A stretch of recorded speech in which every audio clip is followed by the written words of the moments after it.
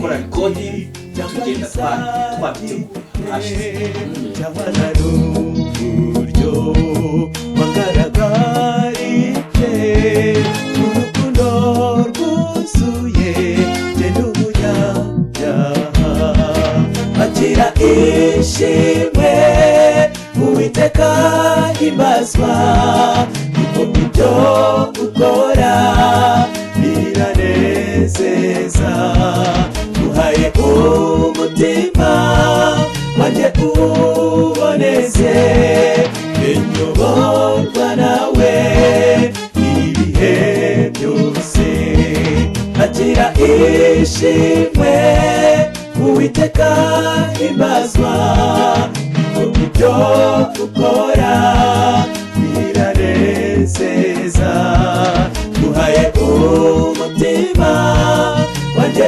uboneze nyoborwa nawe ibihe byose. dukomeje kuganira kuri iyi nsanganyamatsiko yacu kuririmba mu mwimerere wawe kandi ukaririmba ibintu byiza atari uko wumvise ko ugomba kwigana kanaka. Turi kumwe na Dushimimana Dushime Yesu Lazaro akaba ari umutoza w'amakorari ndetse akaba n'umuririmbyi ndetse na Amiel Nsengimana Ami Pro ni producer ufasha amakorari aririmba ijwi rya basse muri Yesaraje yo kuri LMS Kamukina.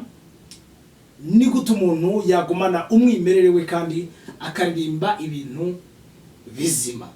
None Amiel, yes kuri ibi bintu twaze tuvuga ngo ukajya gutoza korari yo mu Ngororero, y'Imuhanga, iyo mu Bugesera, yaki Nyagatare.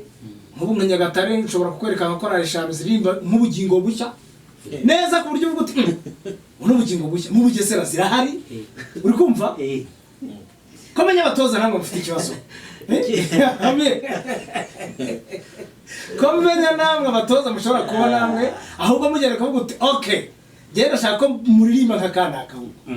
Twavuze ko baririmbye ariko n'abatoza twigaruke. Ikibazo hari igihe korari ishobora kumva wenda naratojeje ubugingo bushya bakaba ngo natwe turashaka kuzaririmba nk'ubugingo bushya. Niba mpamagara nk'umutoza watojeje ubugingo bushya, ngewe niba koko ndirimba muri iyo korari abantu umutoza wayo abantu bakaba bashaka yuko ndirimba nkabo, ngewe nzagenda mbahereze indirimbo yabo kubera yuko ni umutoza w'ubugingo bushya. Ariko niba shaka umuntu wo mu professionnel ariko mbivuga uzi ibintu byo gutoza akamenya ibintu by'amanoti, azamenya gutandukanya injyana. Ibyo byose biterwa nuko umuntu uba wabatojeje aba atazi gutandukanya injyana, akabaza injyana imwe noneho amakorari yose akayashyira muri ya njyana asanzwe atorezamo korari ye cyangwa se asanzwe atoreza ariyo mpano ye. Yasaba kugira ngo aba ari umuntu uzi ngo iyi ndirimbo iri muri iyi njyana, iyi ndirimbo iri muri iyi njyana, agenda bishyire mu manote neza amenye kubitandukanya. Rero ikibazo wenda twaba tugifite bibaye ari uko bimeze, umuntu agiye gutoza korari akajya yitoza mu njyana imwe. Ariko nk'uko urwange ruhande nagiye ntoza amakorari menshi kandi atandukanye. Iki cya mbere akenshi mbatoza indirimbo zabo nkagenda nkazibacurangira nkazishyira mu manote ya nyayo bakaririmba indirimbo zabo umva zimeze neza. Yego ni ikibazo ndaje mugereho bwana Lazaro. Uretse kuba urumva abatoza nabo bashobora kuba wamugani bamwe badafite ubushobozi bwo kuba batoza muri melody zitandukanye mu buryo butandukanye kubera ko ari uburyo bumwe bazi. Ariko hari n'ikindi kibazo noneho cyuko na korari zitwa ko zikomeye hano mu murwa. Abantu banyumve neza, ukumva korari iri kuririmba ukumva iri kujya gusa ni ambassadors, ariko mu kanya ukajya kumva abandi baririmbye indirimbo biri kujya gusa n'iby'abahamya, abandi ukajya kumva biri gusa n'ibyakugana Yesu. No izi korari zikomeye nazo z'ubwazo izo mvuze amazina ndetse n'izindi nyinshi. Abantu banyumve neza, kumva nabyo biri gusa rimwe n'imwe bakanaguconfusing. None se ko no mu bakuru byagezemo tureke izo korari wenda twakita izo mu cyaro avuga uti ni kure ziri gushaka gusa na korari wenda na korari abijuru wenda ya Kimihurura, ko no mu bakuru byateye biragenda gute? Raza kowe yagenda gute dore rero impungenge ziracyari. Hari abayobozi b'uyu muziki, bwa mbere korali yicaye hariya itegereje gukora, nyamara kugira ngo batere imbere iki kintu cy'urwigana, dore ukuntu kiri buze kurangira: kwemera guca bugufi no kwakira ubushobozi bw'umuntu akanyurwa n'uko ari, ukanyuma amajwi yanyu mukavuga muti reka kimenyereze mu mwimerere wanyu, warangiza ukavuga ngo niba haravutse korali yitwa abatwaramucyo, ahubwo ikibazo waruvuze uti no mu bakuru byateyemo. Yego byateyemo. Umuntu uzajya kumva indirimbo yakunzwe kera, indirimbo igakundwa kugeza na n'uyu munsi iyo bayicuranze atumva indirimbo za kera ukuntu zari zimeze neza, ati bararirimbye. noneho kubera aho tugeze ugasanga haza indirimbo ya korali ijejo bundi yatojwe na runaka, bakumva barayikunze, bigatuma wa muziki w'ibya mbere bawuhindura. Muzajya mukunda kubyumva kenshi, kumva indirimbo ya kera barayihinduye. Bayihinduriye iki? Ubwo bivuze ko umuziki wa Mieli bashaka niwo mwiza kuruta uwa mbere, kandi ubuke ko n'uwa mbere wakunzwe. Wenda inama natanga cyane, ubutumwa bwafashije abantu bugatuma abantu bihana, bukabakora ku mutima, buriya kubusenya nta nubwo ari byiza, ahubwo hakorwa ibindi wenda by'icyo gihe tugezemo, ariko byibura umuntu ajya anagira amateka ye gusibangana. Yego. Uyu mwanya tuvugana dufite ikibazo ku mitoreze yacu twebwe ubwacu. Wahoze ubivuga uti ugeze i Rwamagana, ugeze Kayonza, wasanga amakorali 5-6 aririmba nk'ubugingo bushya. Nanjye naragiye kuririmba, tugezeyo baba bashyizeho korali igiyeho batumva ubugingo bushya, ku buryo wasiga buke baguzwe niba ari ubugingo bushya cyane rwose. Ibyo rero haba harimo ubushobozi bw'umutoza budahinduka. Ifoke umutoza ajya gutoza abagabo, yagerayo akabatoza nk'abagabo, ntabatoze nk'inkuru nziza. Yajya gutoza abantu mu mwimerere wabo akabafashiriza aho hafi aho, ahubwo ibyo batanogeje akabinoza. Uyu muntu wagiye gutoza mu buryo budahinduka niwe usanga yanyanyagije impano za korali runaka zakwiriye igihugu hose. Hari n'igihe uzajya mu materaniro nkawe Celestin ukunda kujya mu bitaramo mu ntara, hagacaho korali ubona ko batumira amakorali menshi, korali 20. Muri 20 zaririmbye uzasangamo 4 zisa. Ziriya korali nucunga uzasanga zaratojwe n'umuntu umwe. Kandi nyine ubwagize ngo twatekereje si byose ibyo duhura na nibyo. Korali kaza kuririmba, iyi ni yitwa ngo iki, yitwa gutya. Iriya yitwa ngo iki, yitwa gutya. Imwe barizwa kuri rusengero iyindi none ko baririmba. Kandi niyo bigenzuye nyine usanga ari wa mutoza n'ubundi waturutse muri ya korali yesaraje cyangwa siru iriya runaka yagiye akabaha yanjyana yabo. Yagombye rero kwicara akiga niba banamuhamagaye kabute bo siniteguye, ese indirimbo zanyu mwandika gute, wenda ntitubishoboye, dushakire wenda indirimbo 2-3. Bona ko kuri iyi minsi ntawe ugisohora indirimbo video ngasohora umuzingo wose, ni 1-2-3. Kabwira ati rero reka mbafashe umutoza mwiza burya hakorari injyana, kandi niba mpaye injyana yesaraje ntabwo nkwiye kuyiha na Shalom Singers, nibaririmba ibintu bitandukanye. Noneho injyana mbahaye muyikuriremo muyigumemo, n'igihe mutabonye ubushobozi indirimbo nayibandikira ariko mukagira umwimerere wanyu. Umutoza rero utameze atyo niwe uzagenda aha abantu ibintu bisa nuko bigenda. Amen. Yes. Hari cases twagiye twakira nyinshi nko kuri radio. Yego. Ugasanga nk'umutoza w'amakorali nabyo urabikora, ufasha no muri production. Yego.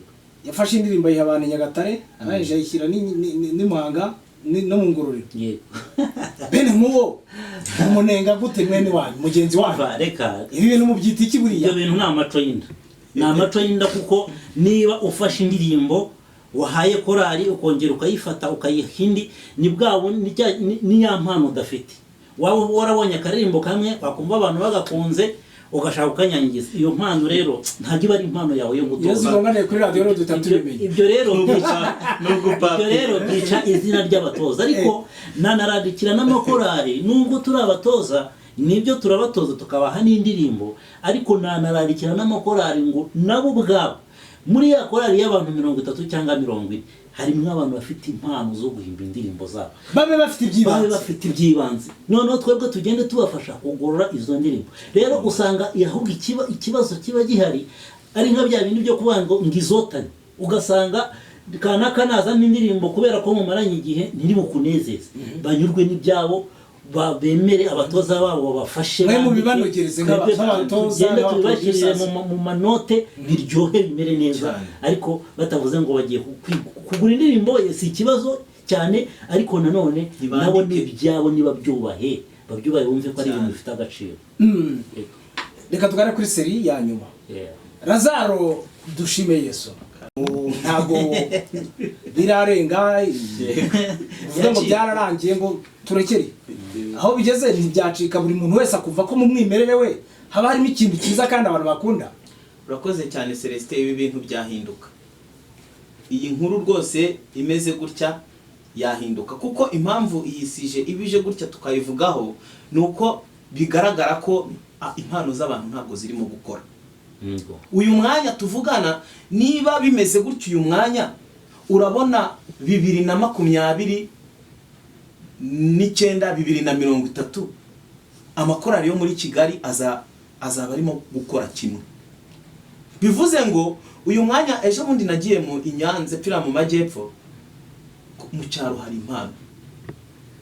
Mu cyaro hari impano ahubwo hakenewe ubufasha muri ya production recording kubafasha gukora ama audio meza kuko amajwi naho arahari. Je nkunze kujyayo korari zo mu cyaro zifite impano bikwisuzugura rero ngo babone Kigali niba havutse abakurikiye Yesu bumve ko nabo bashaka kuba nkabo. Hari uko bameze ndetse bazaza rimwe bagakundwa cyane kurusha n'ababandi kuko ubu tuvugana hari korari nawe uzizagiye zivutse vuba zitamaze n'imyaka 10 ariko kuri channel yabo kuri YouTube aba followers babaye benshi kurenza babandi bavukiye Kigali. Ntujye ubibona ukabona korari ramamaye biterwa n'iki? Kwitinyuka gukoresha ibyabo bafite kandi niyo uteze amatwi wumva batariganye. Sindi buvuga amazina yenda hatagira ababyumva ukundi ngo ndimo ndamamaza ariko ni ingero nyinshi nabo bajye batega amatwi kuba umuntu yakundwa kurusha umuntu wavutse mbere ye. Ibyo rero bitanga isomo dukunde gukoresha ubushobozi Imana yaduhaye. Abatoza biwacu muri twe tubaha agaciro niba nakenera kuzana uwi Kigali aje kugorora ibyo bafite ataje kubaha ibyo avanye he i Kigali. Kuko nta n'ibintu byinshi azakora azabaha umurongo avuga ati wenda tenoro hano mwamanukaga ahubwo muzamuke baze mugende gutya aruto mugende gutya soprano mukoresha imbaraga zingana gutya noneho n'umuziki wenda niba utameze neza uhinduke ariko uhindukire kubyabo bafite. Niyo nama natanga uwagushaka Lazaro nk'umutoza yakubona kuziye nomero kugira ngo nyine mujye mufasha abantu mu buryo nk'ubwo ariko nitujya tumenya ko namwe rimwe mwabigize muri hari ntarate tubivugana bavuge mu mazibyo yego nibyo ko akariho karavugwa kandi bitanavuzwe ntabwo umuntu yahinduka. Rero wankenera ko ubufasha bwo kumwandikira indirimbo cyangwa se gufasha korari kuyigisha yambona kuri nimero zikurikira. Hariyo mfite ya Tigo 072 49488 hakabana MTN 079 60 60 22 5. Ariko ubwo nko kwandika indirimbo umuntu yakubona ndashaka kunyandikira kuri iki cyangwa aravuga ati mpitemo izo wanditse. Jewe iyo ansabye kumwandikira indirimbo cyangwa se kumukorera indirimbo mbikora byose ndayandika nkayiha melody ku buryo kiba gisigaye ni umucuranzi no kujya muri production. Iyo ndirimbo rero njewe ntabwo mba mfite izanditse ariko noneho musaba igitekerezo arifuza ko mwandikira indirimbo ivuga kuki. Ikigisho cyose burya kigira topic kigira umutwe. Urifuza ko mvuga kuki muri iki gihangano cyawe? Niba ari urukundo rw'Imana ubwo ibyanditswe byera burya biba mu bitekerezo byacu. Niyo mpamvu umuntu ashobora kugusaba indirimbo uyu munsi nyuma y'iminsi 5-3 ukayimuha. Niba ari indirimbo ivuga ku rupfu rwa Yesu, niba ari indirimbo ivuga ku gucungurwa muri ubwo buryo ukayikora ukayimuha. Niba indirimbo ivuga isabato ukayikora. Icyo gihe rero umubaza we icyifuzo yifuza ko iyo ndirimbo ye, icyerekezo yifuza ko iyo ndirimbo ye yerekezamo. Reka mushimire cyane Lazaro dushime Yesu umutoza w'amakorari akaba n'umuririmbyi muri korari hano i Kigali. Ndagushimiye cyane ko twaganiriye mu kiganiro impano no kuramya.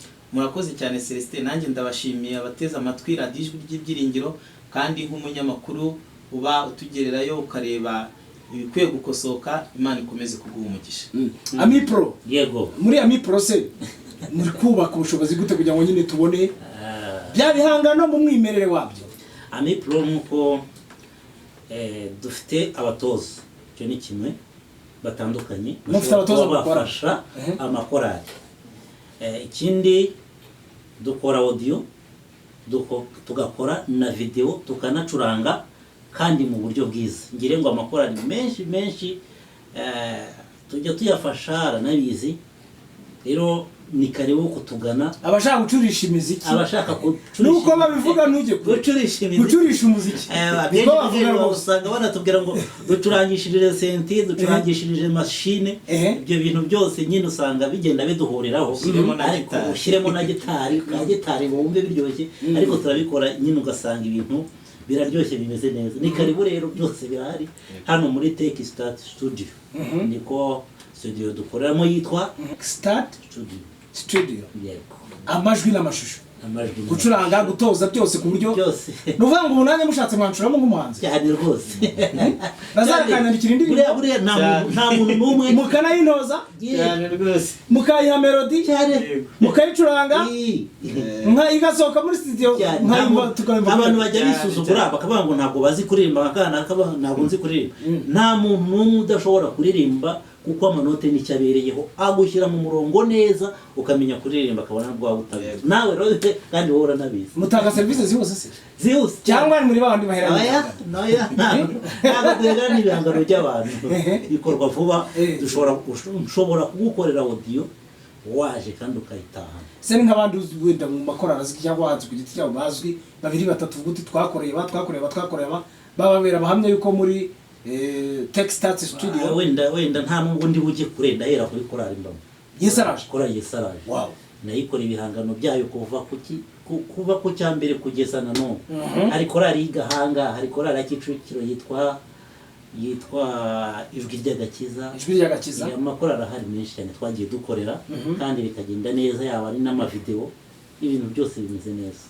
Guhagarika urwiganwe birashoboka ndetse cyane gute se?